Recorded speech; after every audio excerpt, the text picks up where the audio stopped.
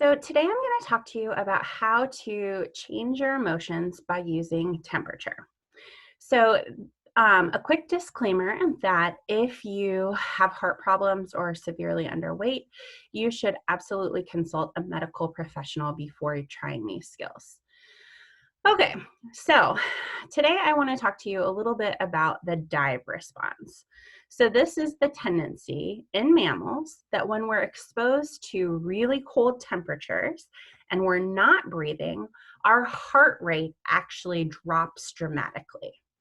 So you may or may not know that when we are feeling anxious or angry, what's happening inside our body is that our fight or flight response is being activated. And one of the core ways that your body gears up that fight or flight response is by increasing your heart rate. So the faster that your heart is going, the more that your body is getting these sort of like danger, danger signals that it increase the likelihood that this fight or flight response is going to ramp up. This might end up in you having a panic attack or something similar. Okay. Now, here's the cool thing. Because mammals have this thing called the dive response, where our heart rate plummets when exposed to those conditions of really cold temperatures and not breathing, you can actually change or stop what's happening in terms of that fight or flight response. So here's how you do it. First, the most effective way to do this is for you to go get like a soup pot or a mixing bowl, fill it up with ice and water. And what you want to do is bend over. If this was your head, bend over so that your head is almost like you're getting ready to go into a downward dog position in yoga.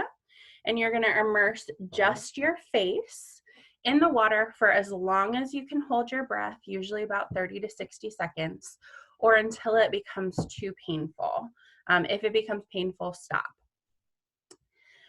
Now, what should happen is that very quickly your heart rate will start going down, which will decrease your level of anxiety.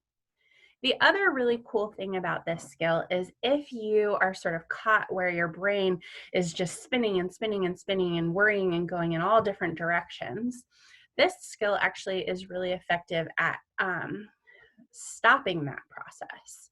So to illustrate this, if you've ever jumped into a really cold pool or gotten into the shower before it's warmed up, you probably will notice that you do not, for example, sit and worry about what's going to happen later today. You're not planning what you're going to have for dinner.